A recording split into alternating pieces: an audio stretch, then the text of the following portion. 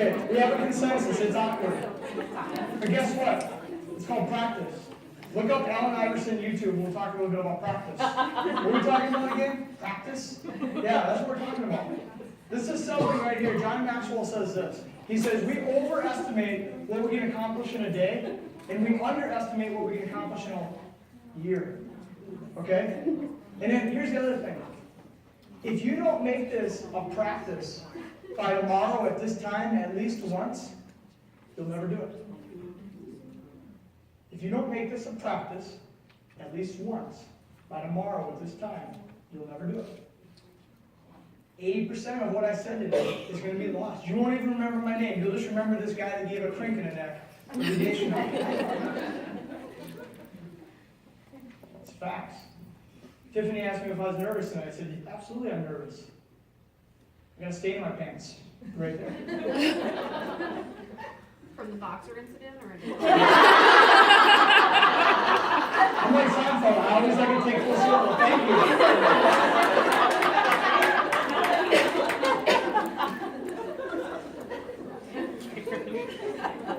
Here's how we do it. Here's how we put this to practice. We have a plan for every conversation, and our plan is that last skill I taught you right here. Is this, okay? This is how we do it. So no matter how much you screw up in the front end, you can always close. Ask for the next steps. You gotta have a plan. And that's what it is. You have a plan. You have an end in mind. Okay? Number 2, you ask curious questions. Even if you know the answer and you've asked it 1,000 times, you still ask the question. Why? Because you want them to tell their story. Then the 3rd step is you present value. And only after you've asked all those questions, then you present value. And we make that, how do we tell a story? Whose name do we insert? There. Because it's about them. It's not about us. And then we collect a decision, and that's all we're doing. We're just getting a decision for them to take one small step with us. We're not asking them the whole thing, the whole enchilada. We're asking for one step.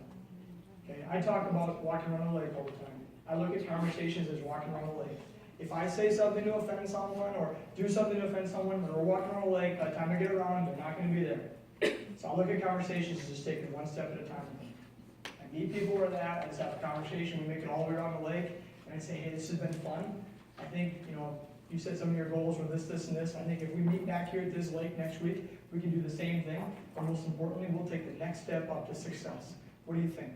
And I do that all the time. This is a practice. And I was very clumsy at it first. Because remember I told you about the Bill Gates? I told you about some of those wrestlers. I told you about some of those people. I didn't think I could be those guys. Right? But then a couple of years ago, I learned this one. I learned what Derek Jeter said. He says it takes no talent to work hard. I was like, I've been working hard, but I've been working on the wrong stuff. I was doing all this work studying the NFL draft, but it was making me no money.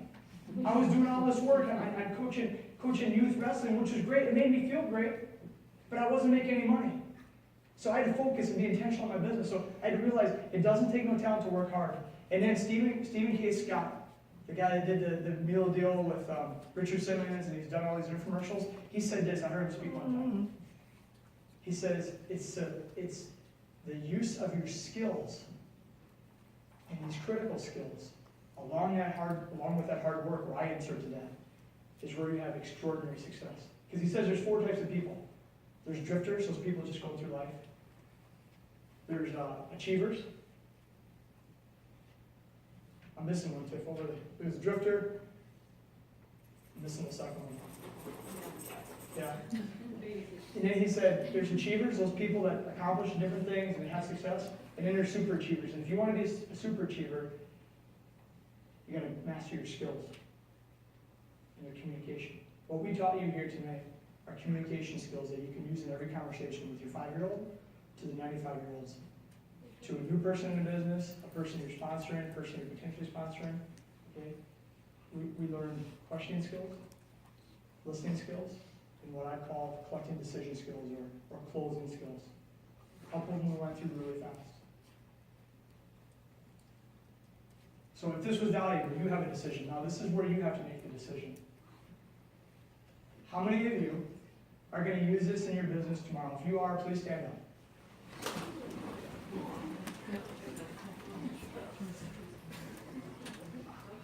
If If you have questions, by all means, you can contact me with questions, you can talk to my wife, get a hold of me, whatever, I'll be happy to help you any way I can to get you there.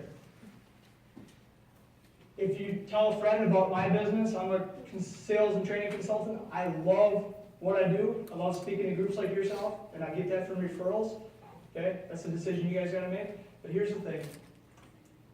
With all of the gratitude in my heart, I appreciate every second you gave with me. You went with the journey here for 1 hour, and I really appreciate it. But most importantly, I want you to give a loud round of applause for your leaders, because I've seen them. Hold on. I've seen them in leisure, and I've seen them in action. And you guys have some phenomenal ones. So give it up for them.